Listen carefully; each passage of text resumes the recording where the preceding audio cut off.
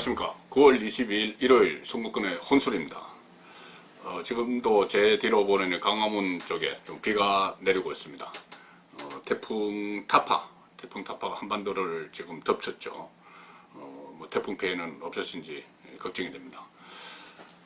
제가 어제 오늘 개인 일정으로 인해서 개인 일로 인해서 부산을 다녀왔습니다. 부산을 다녀왔는데 부산이 지금 태풍 타파의 직격탄을 맞았죠.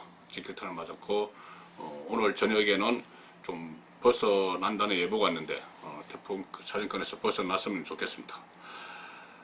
지금 우리 사해는 또 여전히 조국 태풍이 강타를 하고 있습니다. 추석 연휴에도 조국 법무부 장관 이야기를 많이 했죠. 주로 비판적인 이야기들이었습니다. 특검과 반칙, 상대적 박탈감을 느끼는 우리 국민들 상당히 많았습니다. 이번 주말, 어제, 오늘도 조국 이야기가 상당히 많았습니다. 제 주변에서. 특히 제가 어제, 오늘 조국 장관의 고향인 부산을 다녀왔습니다. 부산에서도 마찬가지로 조국이 고향 사람이지만 적어도 제가 만난 사람들은 거의 전부 조국 장관을 상당히 비판했습니다. 더구나 조국 장관 임명을 여론을 무시하고 강행한 문재인 정권에 대해서도 상당히 비판적이었습니다. 문재인 대통령도 정치적 고향이 부산이죠. 자, 지난주 발표된 여론조사 결과 청와대는 상당히 좀 내부적으로는 충격을 받은 것 같습니다. 일단 갤럽 조사에서 문재인 대통령 지지율이 40%가 나왔죠. 부정적인 평가는 53%였습니다. 가반수를 넘어섰고, 갤럽 조사에서 나온 지지율 40%. 이것은 문재인 대통령이 2017년 5월에 조기 대통령 선거에서 받은 41.1%를 까먹기 시작한 거죠. 이것은 대선 득표율보다 현재 국정 운영 지지율이 낮다는 것은 일단 이 정권에 대한 기대가 없어졌다는 이야기입니다. 41.1%를 득표를 했는데 그 이후에 정권 초반에 지지율이 막 60%, 70% 고공행진한다 그랬었죠. 그것은 41.1%를 표를 찍은 사람 말고 외에 다른 사람들이 지지하는 것은 국정 운영을 지지하는 것은 기대감이죠. 정권 초기에 기회는 균등하고 가정은 공정하고 결과는 정의로울 것이다 이런 이야기하고 또 부패와의 전쟁, 적폐청산 이런 이야기 하니까는 기대를 걸었던 사람들이 있죠. 그 사람들이 초반에 국정운영 지지율에 지지한다 이렇게 응답을 했는데 지금 그 기대치가 다 빠져버렸습니다. 빠지고 지금 남은 것은 40%, 남은 것은 원래 지지자죠. 아마 상당 부분이 겹칠 겁니다. 대선에서 문재인 후보를 찍었던 사람들이 지금 남아있는데 이것도 지금 서서히 무너지기 시작하고 있습니다. 내일부터 또 새로운 한 주가 되면 또 여론조사 결과들이 나오겠죠. 결과들이 나오는데 저는 이번 주 새로 시작되는 주 중에 40% 선 여론조사들이 무너진다고 봅니다. 30%대로 추락할 겁니다. 아마 시간이 갈수록 더 추락할 겁니다. 제가 왜 이런 말씀을 드리냐 하면은 국정운영 지지율이 반등을 하려면은 일단 이 민심이 멀어지고 있다는 걸 집권층, 청와대가 인정을 해야 됩니다. 인정을 해서 민심을 되돌리려면 어떻게 해야 될지 그것을 생각을 해야죠. 그러니까 국정운영 방향을 바꿔야 되는지 아니면 조국을 정말 쳐내야 되는지 여러 가지 생각을 할 텐데 지금 청와대나 이 집권층에서 나오는 이야기 보면은 민심이 옳지 않다.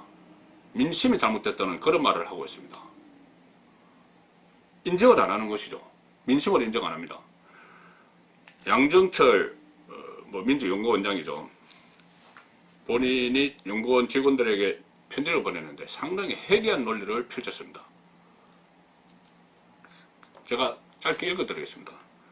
만약 모세가 이집트에서 여론조사를 했다면 이스라엘 민족은 과연 얼마나 멀리 갈 수 있었을까? 예수 그리스도가 이스라엘 땅에서 여론조사를 했다면 그는 뭐라고 설교했을까? 마틴 루터가 여론조사를 했다면 종교개혁이 가능했을까? 수천 년 전에 이야기를 하고 나서 마지막으로 이렇게 이야기합니다. 중요한 것은 그 순간의 여론조사나 여론이 아니라 옳고 그름에 대한 결단력이다 이렇게 이야기합니다.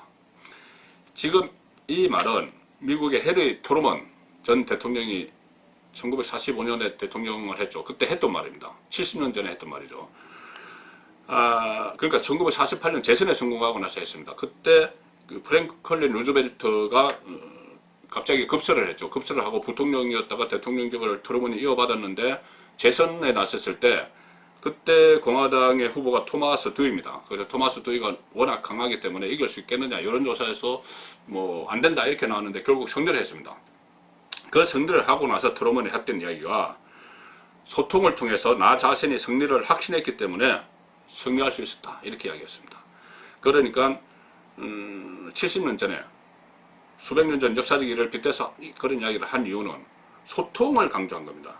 국민과의 진정한 소통을 강조한 것이 트루먼의 말이었는데 그것을 양정철 원장이 아전인식격으로 끌어다 들여서 해괴한 이야기를 논리를 만들어 버린 겁니다.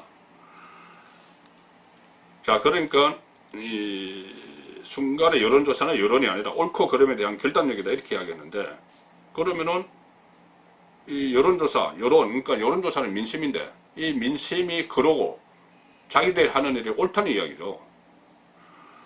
그런데 문재인 정권이 취임 초에는 여론조사 그 국정운영 지지율이 상당히 높았죠. 그때는 계속 그런 말을 했습니다. 국민만 믿고 간다. 그러니까 소위 말하는 뭐 적폐청산 그런 작업에 대해서 그 보수층이 반발을 하고 또 야당이 반발을 하니까 우리는 국민만 믿고 간다. 그런 이야기를 했습니다. 그러니까 민심을 중요시 한다는 이야기였죠. 그때는 국정운영 지지율이 높았을 때는. 그리고 또 무슨 뭐 탈원전 같은 거 하는 데서도 할 때도 공론화위원회 이런 걸 막 만들었죠.